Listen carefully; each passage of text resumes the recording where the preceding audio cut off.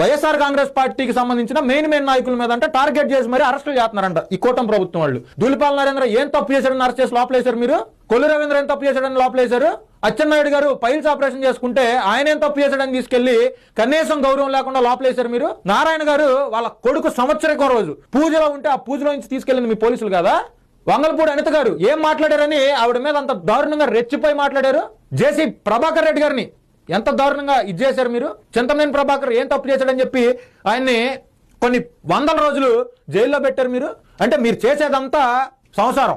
మీరు చేసిన తప్పులకి మీ నాయకులు చేసిన తప్పులకి లోపలేస్తే కూటమి ప్రభుత్వం తప్పు చేసేస్తుంది. కాకాని గోవర్ధన్ రెడ్డి అనే వ్యక్తి కోర్టులో ఫైల్ని తగలబెట్టించిన కేసులో లోపల ఉన్నాడు. అక్రమ క్వాడ్జ్ మైనింగ్ కేసులో లోపల ఉన్నాడు. అదే పెద్దిరెడ్డి మిథున్ రెడ్డి. నీ కొడుకు కొన్ని వేల కోట్ల లిక్కర్ స్కామ్ చేసి ఆంధ్ర రాష్ట్రంలో జనాలందరి ప్రాణాలతోటి చెలగాటం ఆడారు. పిచ్చి మందు అమ్మి 50 రూపాయలకు దొరికే మందుని 2